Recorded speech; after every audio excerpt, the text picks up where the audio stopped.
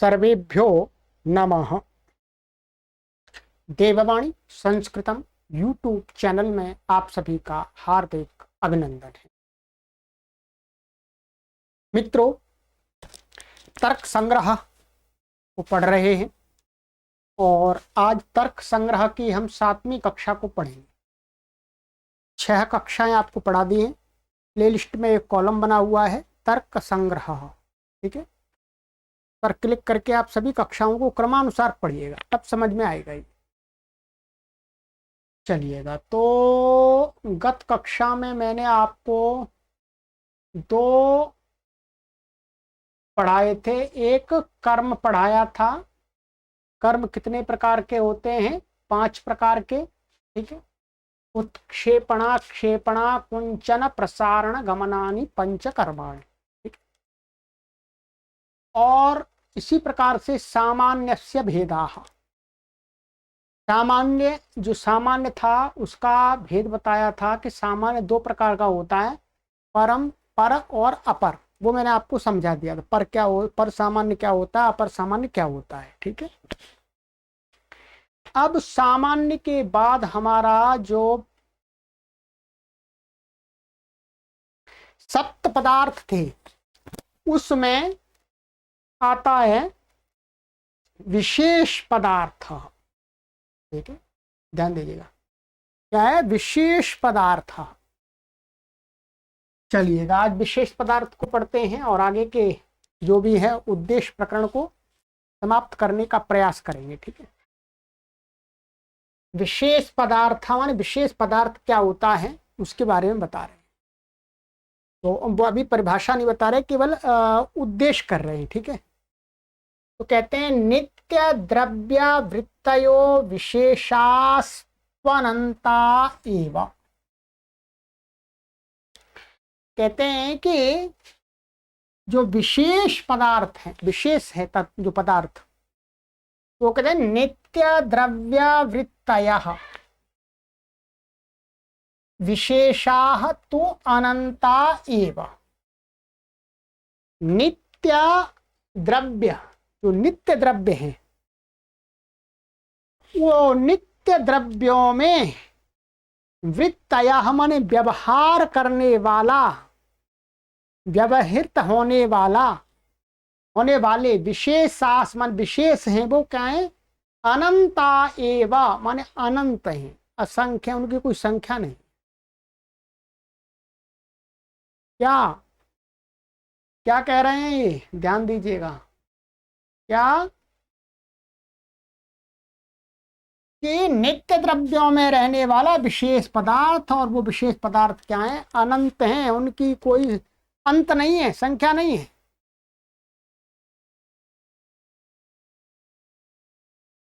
तो कहते हैं कि भाई पदार्थ तो आपने बता दिए 7 हैं और द्रव्य आपने बता दिए 9। क्या बता दिए? द्रव्य बता दिए आपने 9। तो 9 द्रव्य बता दिए, और वो द्रव्य क्या है? नित्य हैं। वो द्रव्य क्या है? नित्य हैं। और यहां पर कहा कि नित्य द्रव्यों में रहने वाला जो विशेष नाम पदार्थ होता है वो अनंत है, उनका कोई अंत ही नहीं है। तो बात जम नहीं रही, जमेगी।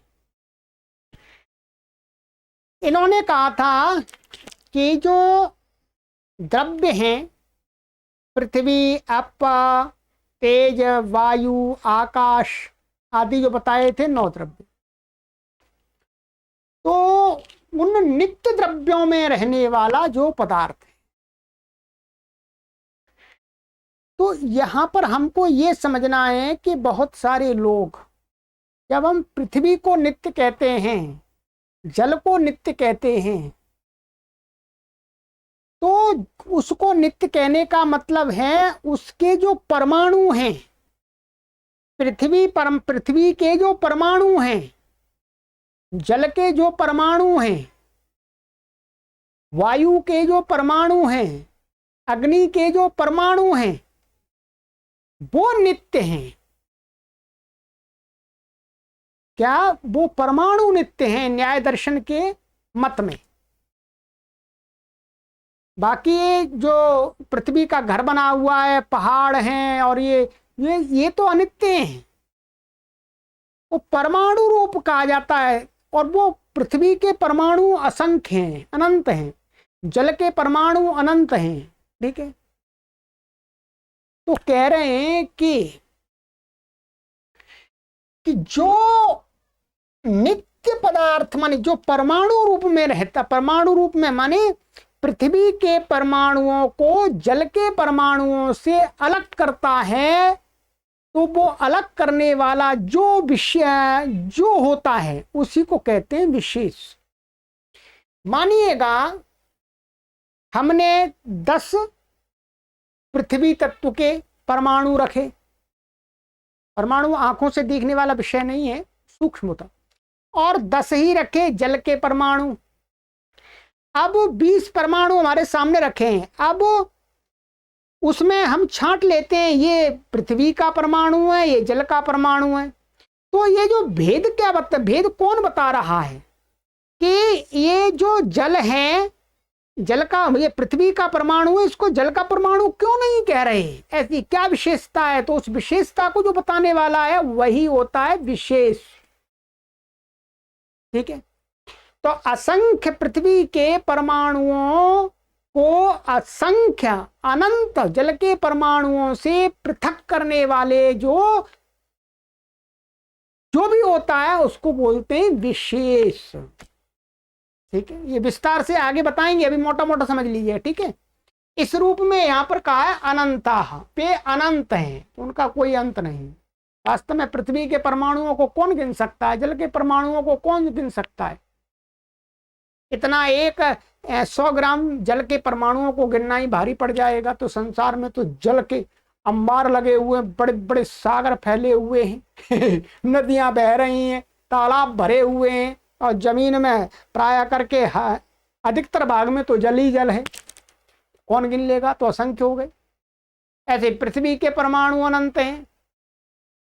तो इस रूप में कहा है कि वो जो नित्य वृत्ति वाले जो परमाणु हैं उनमें रहने वाला जो विशेष तत्व होता है वो भी अनंत है, क्योंकि वो परमाणु नित्य अनंत है। ठीक, कई पाठकों ने अभी प्रश्न किया था पीछे कक्षाओं में शायद कि भाई द्रव्य तो नित्य 9 ही हैं,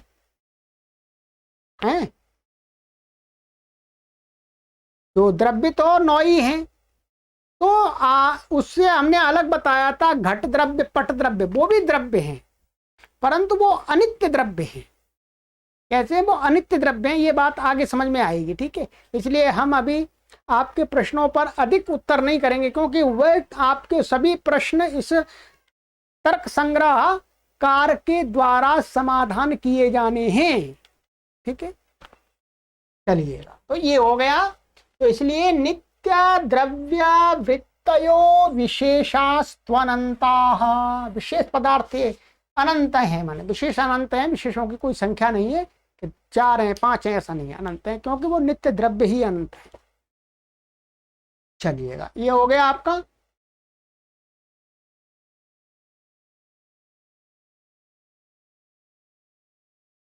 अब आता है हमारा समवाय।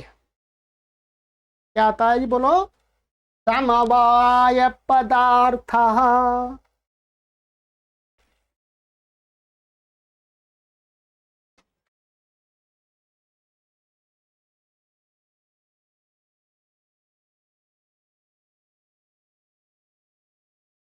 कहते हैं समवायस्त्वेक एव, भाई ये समवाय तो एक ही है।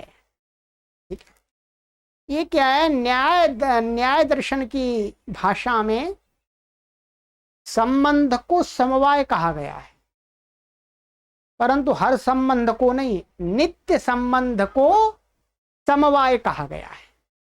ठीक है, तो समवाय एक ही होता है, समवाय नित्य संबंध एक ही होता है, उसके भेद नहीं होते हैं। ये यहाँ पर उद्देश्य कर रहे हैं, बता रहे हैं। तो कैसे होता है ये आगे जब परीक्षा करेंगे, लक्षण देंगे, तब बताएंगे। ठीक है, बस इतना ही समझ लीजिएगा। और ये जो संबंध होता है नित्य संबंध, ये कहाँ कहाँ हो सकता है, इसका नमूना यहाँ व्याख्याकार ने दिया है, मैं आपको शॉर्टकट में बता देता हूँ, ठीक है, विस्तार से नहीं बताऊंगा, ये संस्कृत में है इसलिए देखिएगा। यहाँ लिखा हुआ है समवायस्य विभागो नास्ति इत्याह एक एव इति। अरे समवाय का कोई भाग नहीं होता है, विभाग नहीं होता, इसलिए एक कहा है।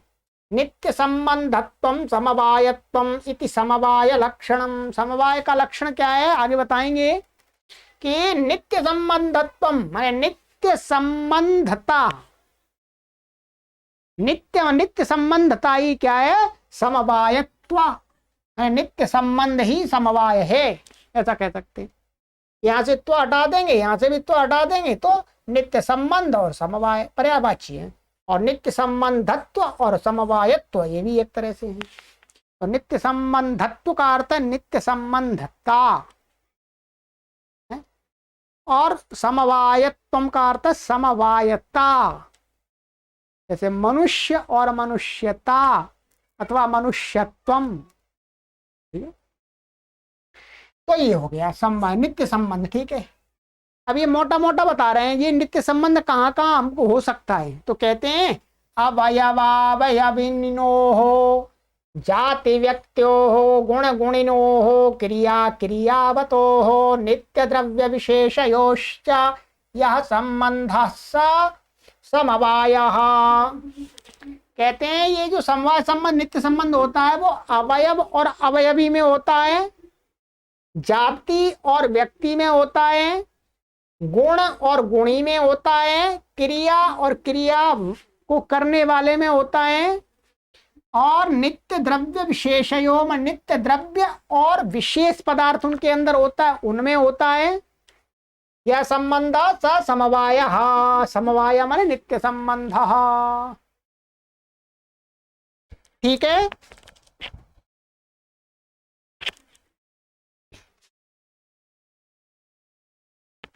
बस इतना ही देख लीजिएगा, बाकी अभी आपके लिए कठिन है क्योंकि ये बात सारी आगे आनी है। जब हम इस नित्य समवाय का लक्षण करेंगे, परीक्षा करेंगे, वहां पर आपको ठीक समझ में आएगा, ठीक है। तो अभी इतना ही समझ लीजिए, नित्य संबंधत्वम समवायत्वम अर्थात नित्य संबंध ही समवाय कहा जाता है, और वो समवाय एक होता है, और वो किन किन में हो सकता है ये बता दिया यहाँ पर, अवयव अवयवी, गुण गुणी, और जाति व्यक्ति, क्रिया क्रियावान, नित्य द्रव्य और विशेष, ठीक है। चलिएगा बाकी उदाहरण दिए पर अभी नहीं मैं समझाऊंगा आपको क्योंकि आगे हमें पढ़ना है इसको। चलिएगा ये हो गया आपका समवाय। अब है हमारा अंतिम पदार्थ, 6 पदार्थ हो गए आपके, अब अंतिम पदार्थ और पढ़ लीजिएगा, ठीक है। अंतिम पदार्थ है अभाव पदार्थस्य विभागः। जो अभाव नामक पदार्थ था उसका भी विभाग है, उसके विभाग है। कहते हैं अन्नम भट्ट जी अभावश्च चतुर्विधः, अभाव 4 प्रकार का होता है। प्राग भावः, प्रध्वंसा भावोऽत्यन्ता भावो, न्योन्या भावश्चेति। 4 प्रकार का अभाव होता है। एक तो प्राग अभाव, एक प्रध्वंस अभाव, और एक अत्यंता भाव, और एक अन्योन्या भाव, ठीक है। इसको समझ लीजिए थोड़ा, फिर आगे और समझेंगे। कितने प्रकार का होगा, प्राग अभाव अलग अलग कर देंगे, प्राग अभाव, प्रध्वंस अभाव, अत्यंत अभाव, और अन्योन्य अभाव, ठीक है। ये जो 4 प्रकार का अभाव है वो 3 माध्यमों से होता है। किससे होता है, 3 प्रकार से ये अभाव प्रकट होता है, ठीक है। क्या, ये जो अभाव है, असत्ता है, वो 3 प्रकार के माध्यम से प्रकट होती है। इसमें कौन सी किस माध्यम से होती है वो आपको देखना है। यहां पर आपको देखना है कि ये जो होती है, ये होती है, एक तो होती है आपके यहां देख लीजिएगा,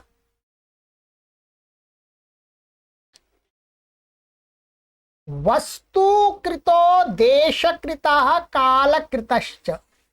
दिख रहा होगा आपको, मैं मोटे कर देता हूं।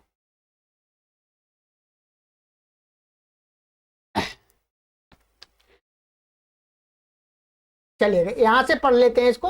लोक के, अब समझेंगे कि प्राग भाव क्या होता है और प्रध्वंसा भाव क्या होता है और अत्यंत अभाव क्या होता है और अन्योन्य अभाव क्या होता है।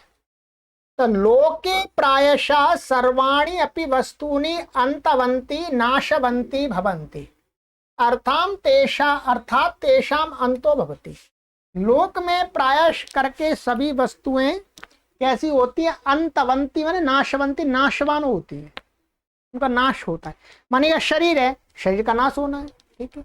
एक घर है, घर का नाश होना है, यही तो संसार है।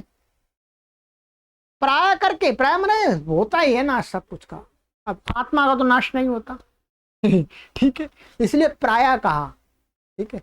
आत्मा, संसार में आत्मा भी आती है, परमात्मा भी आता है, वो तो नाश नहीं होता उनका। तो कहते हैं अब क्या, अंतः त्रिविधा। ये अंतः शब्द या न्याय भाषा में, न्याय शास्त्र में जो अंतः का अर्थ होता है अभाव, क्या होता है, अंतः का अर्थ अभाव अथवा नाश, असत्ता, ये सभी शब्द पर्यायवाची हैं, ठीक है।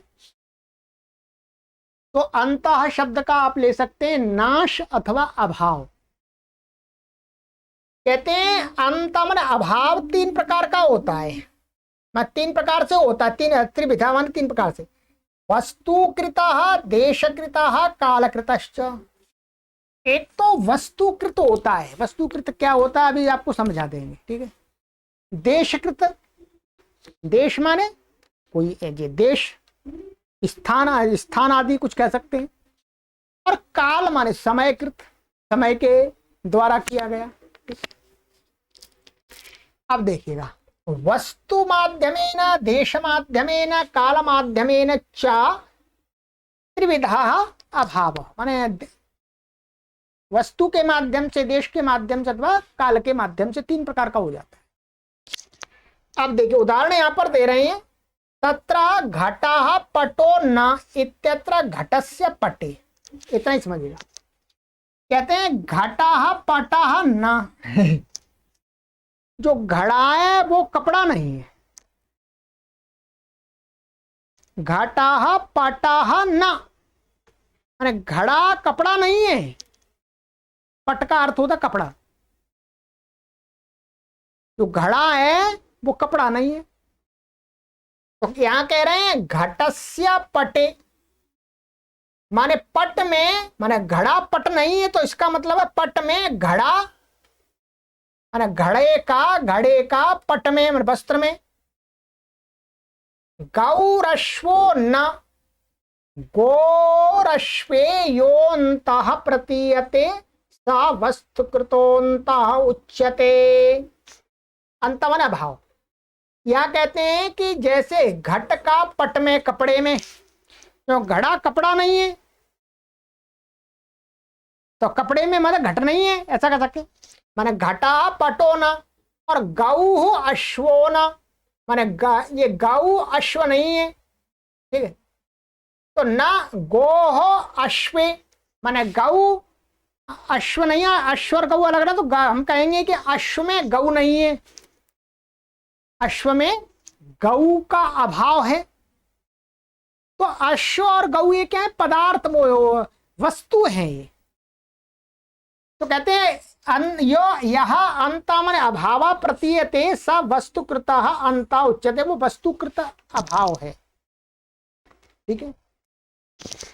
माने ऐसा कह सकते हैं, पटे घटः न अश्वे गौः न, पट में घड़ा नहीं है, घड़ा और कपड़ा एक नहीं है, दोनों अलग अलग हैं। कोई कहे भाई कपड़े को भी घड़ा कहने लगे, नहीं, कपड़े में घड़ा नहीं है इसलिए इसको घड़ा नहीं कहते हैं। तो क्या हुआ, कपड़े में, पट में घट का अभाव है। वो ये किस रूप में अभाव है, वस्तुकृत, माने पट रूपी वस्तु में घट रूपी वस्तु का अभाव है, ऐसे ही अश्व रूपी वस्तु में गौ रूपी वस्तु का अभाव है। ये वस्तुकृत अभाव है, वस्तु के माध्यम से दिखाया जा रहा है कि ये वस्तु इसमें नहीं है। ठीक है, ये कहते हैं अयमेव वस्तुकृतो अंतः सर्वत्र भेदात्मका अन्योन्याभाव शब्देन व्यवह्रियते।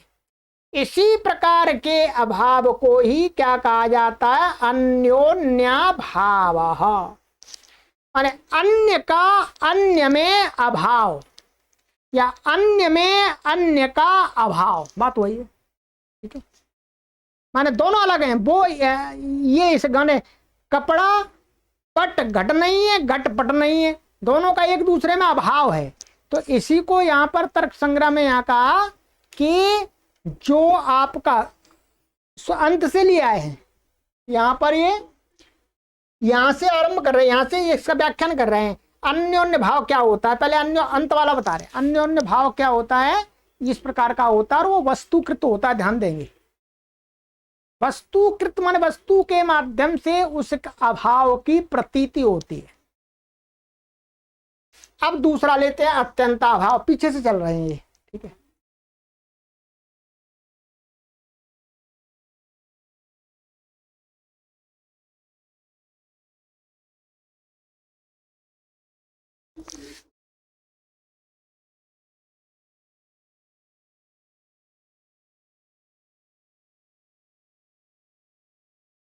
द्वितीयोन्तो देशकृता, माने द्वितीय जो अभाव है, द्वितीय माने पीछे चल रहे हैं, तो अत्यंत अभाव। यथा भूतले घटो न, भूतले घटो न,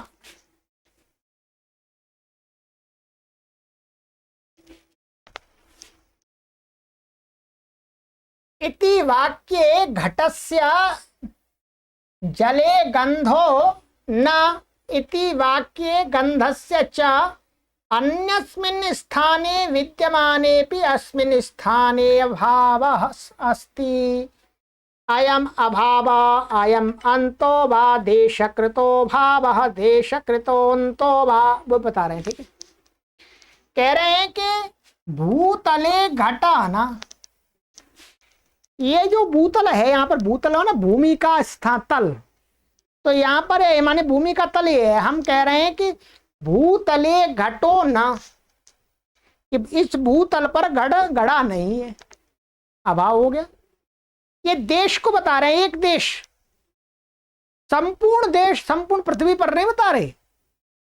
देशकृत माने किसी एक देश विशेष में बता रहे हैं अभाव, माने भूतले, भूतल पर, पृथ्वी पर, यहाँ पर जो पास में जो पृथ्वी है किसी व्यक्ति के, उसके पास में वहां पर घड़ा नहीं है। इति वाक्य माने इस वाक्य में क्या है? घटस्य, घट का अभाव है। इस पर भूतल पर, भूतल एक देश विशेष पे। जले गंधो न, जल में गंध न, माने जल में गंध नहीं है, माने पास में थोड़ा किसी देश में जल है, कोई एक ऐसा है जल स्थान, उसमें जल है, तो वहां कह रहे हैं इस जल में गंध नहीं है। गंधस्य वाक्य गंधस्य च अन्यस्मिन् स्थाने विद्यमाने भी, परंतु ऐसा नहीं है कि संसार में कहीं पर भी घड़ा नहीं है, नहीं, इस यहां पर नहीं है, दूसरी जगह तो है। जल में गंध नहीं है, ऐसा नहीं है, माने ये जो जल है इसमें गंध नहीं आ रही है। अन्यत्र जो जल होता है, जैसे गुलाब का जल हो गया, उसमें गंध आती है। और भी भिन्न भिन्न प्रकार के जल होते हैं, माने तरल पदार्थ होते हैं, उनमें तरलता जो जल रूपी, उनमें गंध आती है।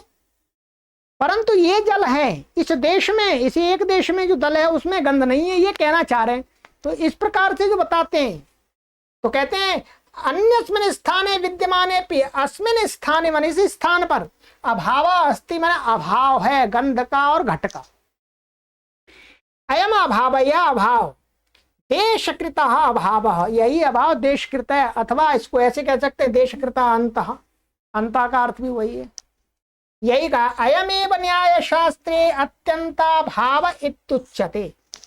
इस प्रकार के अभाव को ही न्याय शास्त्र में क्या कहा जाता? अत्यंताभाव, अत्यंत अभाव। समझ में आ गया? अब अत्यंताभाव का अर्थ ये दो प्रकार का होता है। ये बात बहुत लंबी लंबी चलेंगी, ठीक है, पर अभी थोड़ा थोड़ा जितना हो सकता है समझ में आया, ठीक है। ये क्या होता है? एक होता है सांप्रतिक अभाव। जो ये आपका देशकृत है, ये क्या होता है? एक सांप्रतिक और एक त्रैकालिक।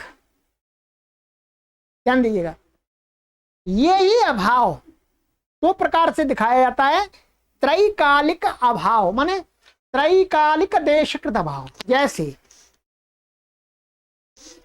शशकस्य श्रृंगः न, तो खरगोश होता है, खरगोश का सींग नहीं। खरगोश अर्थात एक प्राणी है, ये उसको वो एक देश है, माने एक आकृति है उसकी। तो उस आकृति में, खरगोश आकृति में सींग नहीं होता है। ये त्रैकालिक है, तीनों कालों में किसी भी समय क्या है? उसको सींग नहीं हो सकते। ये देशकृत होते हुए भी त्रैकालिक अत्यंत अभाव है, अत्यंत अभाव।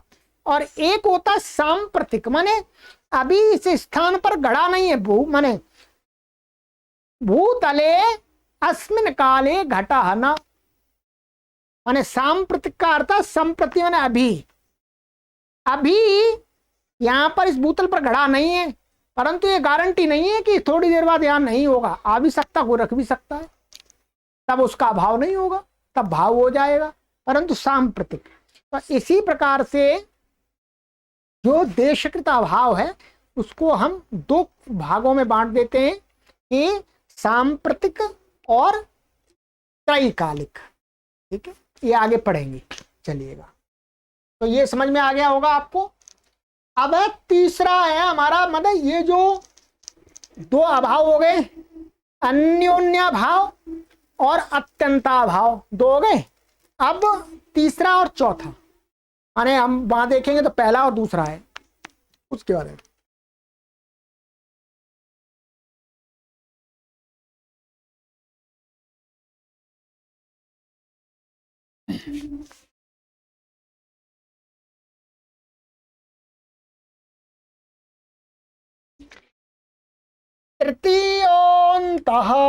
तृतीय हमारा जो है तीसरा माध्यम क्या है? कालकृत। काल के द्वारा अभाव की प्रतीति होती है।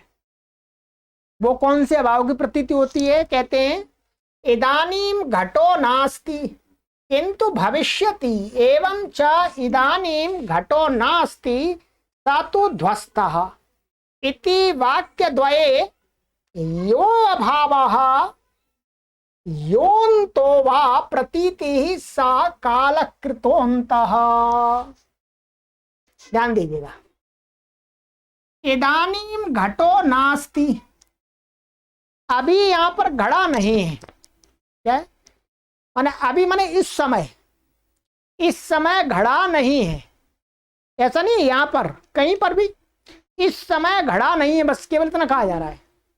समय से बता रहा है इस समय में इदानीम घटो नास्ति, वर्तमान में यहां पर घड़ा नहीं है कहीं पर भी यहां, किंतु भविष्यति, लेकिन हो आ जाएगा वहां घड़ा, कोई ले आएगा। ठीक है, माने अभी तो नहीं है। इदानीम एक कालवाची है। इसी प्रकार से इदानीम घटो नास्ति सा तो ध्वस्तः, माने अभी घड़ा नहीं है, क्योंकि वो घड़ा तो जो था वो तो नष्ट हो गया। ध्वस्ता सा तो ध्वस्ता, वो तो नष्ट हो गया, टूट गया, फूट गया, मिट्टी में मिल गया।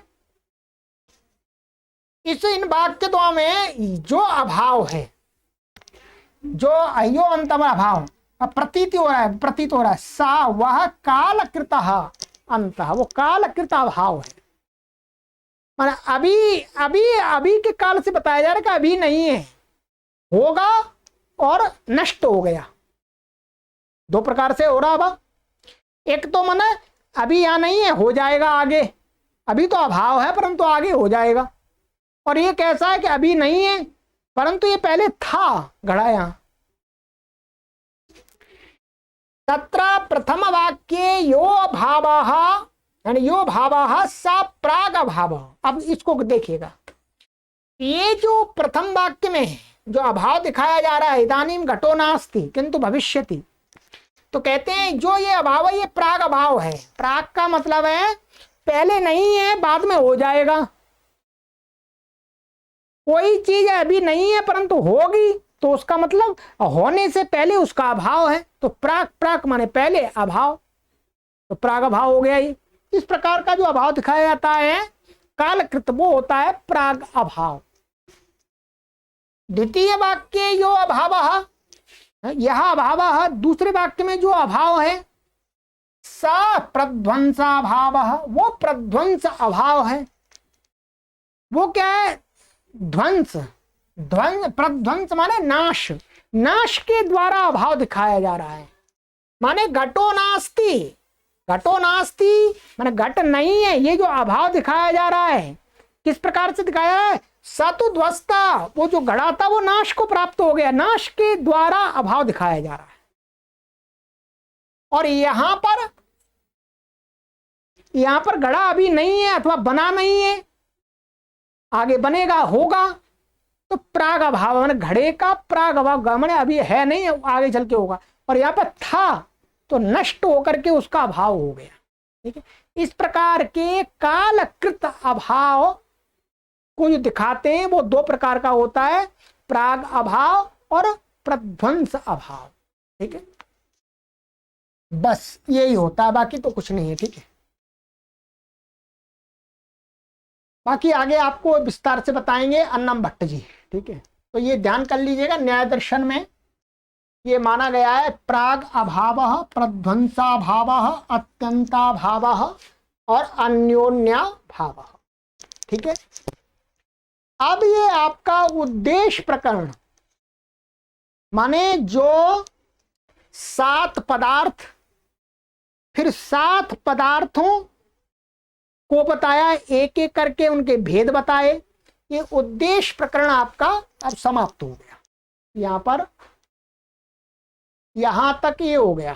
ठीक है, अभी तक हमने आपको कितना पढ़ा दिया उसकी आवृत्ति करा देते हैं मूल की, देखिएगा।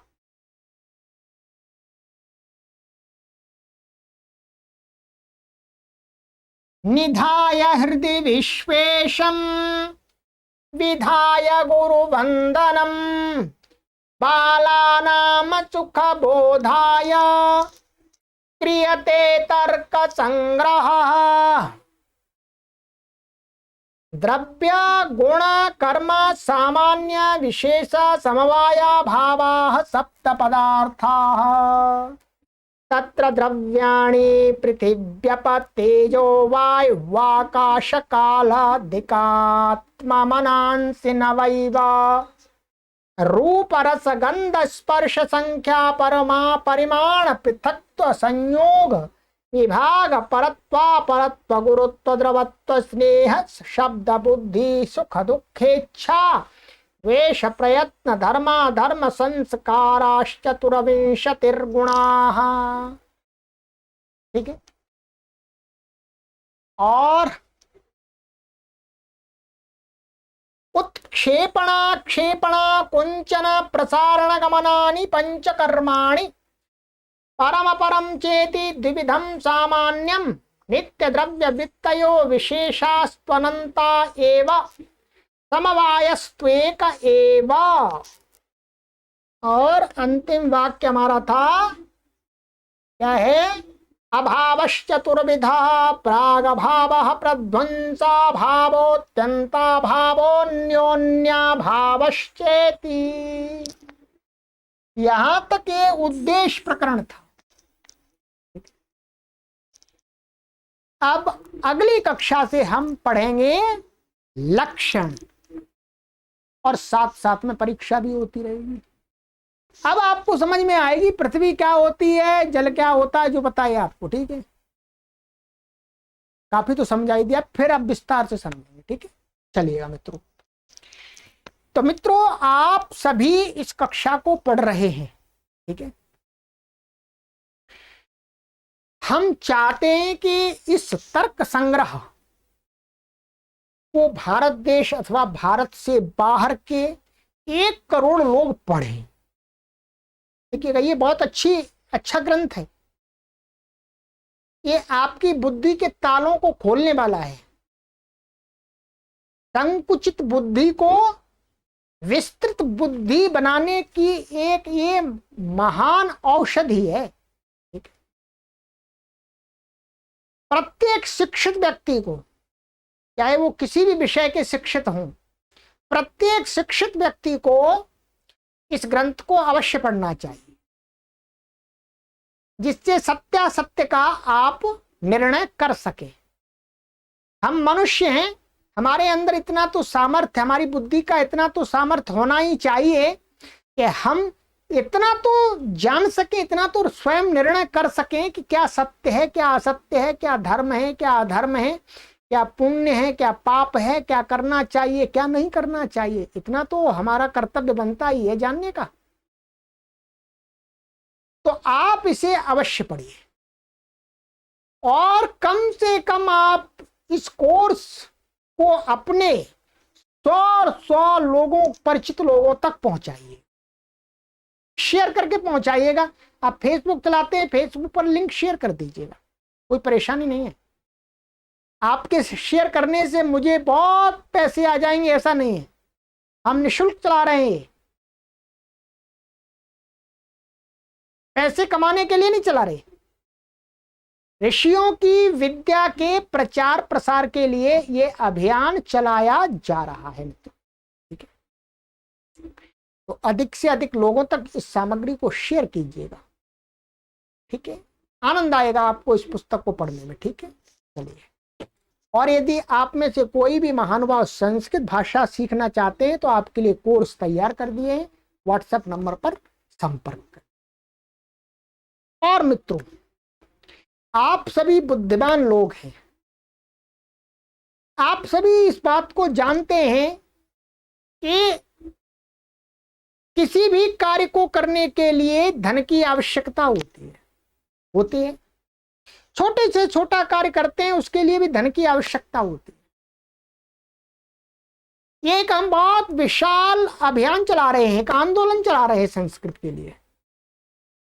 ऋषियों की विद्या आप तक पहुंचाने के लिए ये अभियान चल रहा है।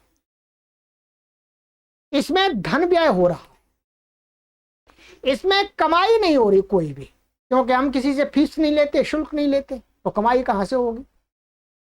परंतु धन व्यय हो रहा है। वर्तमान में इस प्लेटफॉर्म को चलाने के लिए हमें कम से कम 50,000 55,000 रुपए इसमें लगाने पड़ते हैं। ये सब कुछ ये व्यवस्था चला रहे हैं, जहां पर चला रहे हैं लाइट, बिजली बोर्ड, ये बहुत बिजली खाता है। ठीक, खाता मतलब बिजली को प्रयोग करता है। ठीक,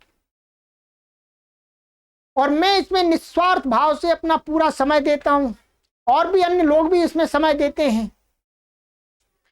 तो सबकी व्यवस्था करना भी हमारा कर्तव्य है।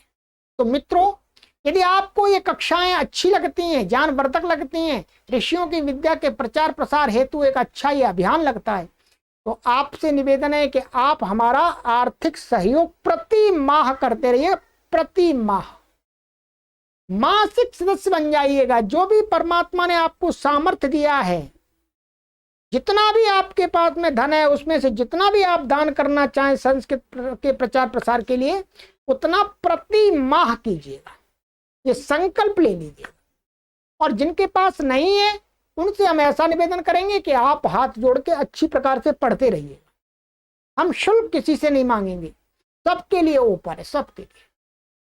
चलिएगा, आगे की कक्षा में मिलते हैं। आप यदि सहयोग करना चाहते हैं तो व्हाट्सएप नंबर पर संपर्क कर लीजिएगा देववाणी संस्कृतम टीम से, और आपको जहां पर भी सहयोग आप देंगे वो डिटेल आपको दे दी जाएगी। सर्वेभ्यो नमः, सभी को सादर नमस्ते।